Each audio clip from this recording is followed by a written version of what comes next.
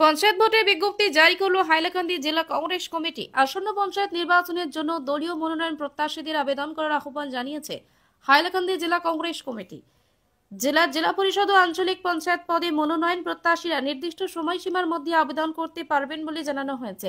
শুক্রবার হাইলাকান্দি জেলা কংগ্রেস কার্যালয়ে গিয়ে আলগাপুর কাঞ্চনপুর জেলা পরিষদ আসনের জন্য কংগ্রেসের মনোনয়ন পাওয়ার লক্ষ্যে আবেদন করেন প্রাক্তন জেলা পরিষদ সদস্য তথা কংগ্রেস নেতা আফতাবউদ্দিন লস্কর। দলীয় কয়েকজন কর্মী ও সমর্থকদের সাথে উপস্থিত হয়ে তিনি আনুষ্ঠানিকভাবে তার আবেদনপত্র জমা দেন। আবেদনপত্র জমা দেওয়ার পর সাংবাদিকদের সঙ্গে কথা বলার সময় আফতাবউদ্দিন লস্কর বলেন, যদি দল আমাকে মনোনয়ন দেয় তবে আমি পুনরায় জনগণের জন্য কাজ করার সুযোগ পাবো। আমার লক্ষ্য হলো উন্নয়নমূলক কাজকে এগিয়ে নিয়ে যাওয়া এবং মানুষের অধিকার রক্ষা করা। এদিকে জেলা কংগ্রেস সূত্রে জানা গেছে, নির্ধারিত সময়ের মধ্যে মনোনয়ন আবেদন প্রক্রিয়া চলবে এবং দলের নেতৃত্ব যোগ্য প্রার্থীদের মনোনয়নের বিষয়ে চূড়ান্ত সিদ্ধান্ত নেবে। পঞ্চায়েত ভোটকে ঘিরে ইতিমধ্যে হাইলাকান্দি জেলার রাজনীতি সরগরম হয়ে উঠেছে। বিভিন্ন রাজনৈতিক দল তাদের শক্তি প্রদর্শনে ব্যস্ত, আর কংগ্রেসও তার সাংগঠনিক শক্তিকে মজবুত করতে কাজ শুরু করেছে। এদিন কংগ্রেস কার্যালয়ে যাওয়ার আগে তার রাজনৈতিক গুরু প্রাক্তন মন্ত্রী শহীদুল আলম চৌধুরী কবর জিয়ারত করেন আফতাবউদ্দিন লস্কর। হাইলাকান্দি থেকে রাহাতুল আক্তার, বড় ভূঁইয়া রিপোর্ট। এখন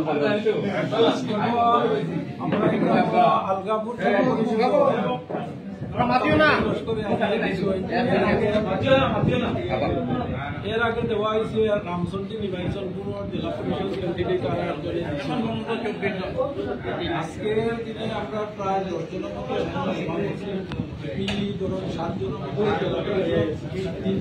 3 জনের মতো আজকে আমরা এখানে আর হয়েছে গিয়ে আমরা 24 জনের মতো জমা হয়ে গেছে।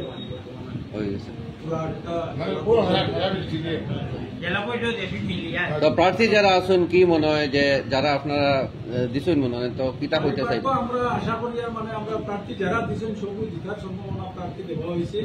আর এটা তো জাস্ট খালি বায়োডাটা জমা হয়, তো এরপরে দিয়ে আমরা স্কুটিনি আছে, স্কুটিনি করার পরে এপিসি যে সিদ্ধান্ত লইয়া যারা দিব সিলেকশন করবো, ভালো ক্যান্ডিডেটও করবো, যাতে আমরা জেলা পরিষদ বোর্ড গঠন করতে পারি। ওটাও আমরা আশা করি।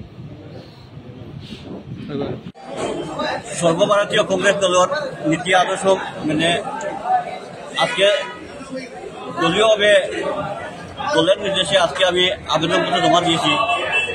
আর আমি খুব আশাবাদী আলগাপুর কাঞ্চনপুর জেলা পরিষদ আসনও আমার দলে ক্যান্ডিডেট হিসাবে সিলেকশন দিব, আমি খুব আশাবাদী।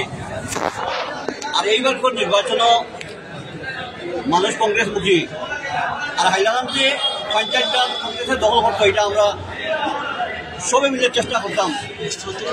সর্বস্তরের জনসাধারণের কাছে আবেদন। আর আজকে আমি নমিনেশন দলীয়ভাবে যে আবেদনপত্র জমা দিয়েছি, আমার আলগাপুর কাঞ্চনপুর জেলা পরিষদ এরিয়ার প্রত্যেক জনসাধারণের কাছে একটা আকুল আবেদন। আমি আজকের দিনে সবারে হয়তো মানে হওয়া সম্ভব হয়েছে না, আর যদি সবরে খত লাগে তাহলে অন্ততপক্ষে 500-700 গাড়ির দরকার হইব।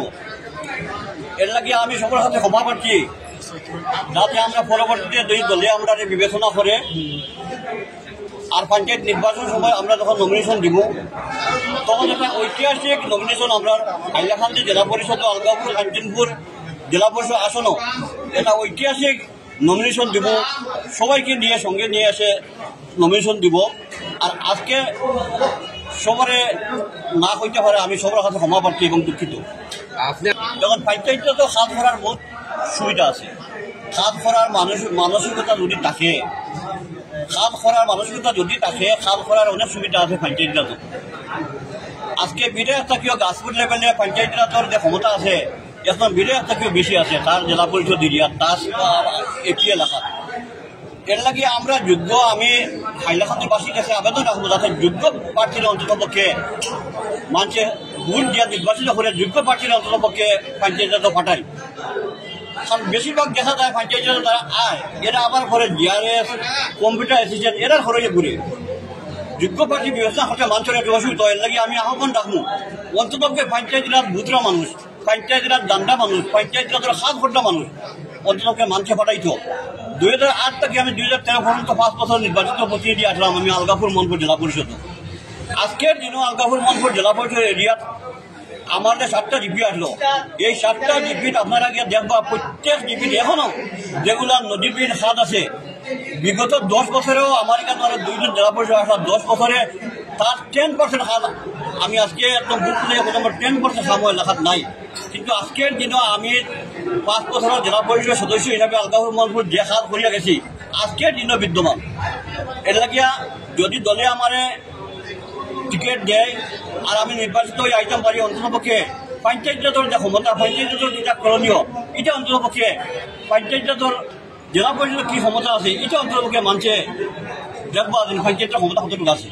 আলকাপুর ব্লক আশা আছে, এখনো তদন্ত চলে, পঞ্চায়েতের দেখো যেটা দুর্নীতি খালি আলকাপুর ব্লক কথা নয়, গোটা ডিস্ট্রিক্টও আছে, আর এই ডিস্ট্রিক্ট বড় ধরনের তদন্ত চলে বর্তমানে।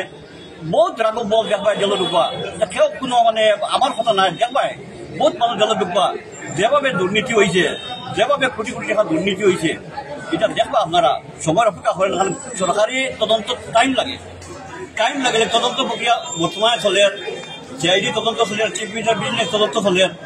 এর লাগে আপনারা এটা একটু ধৈর্য ধরেন দেখবা আপনারা।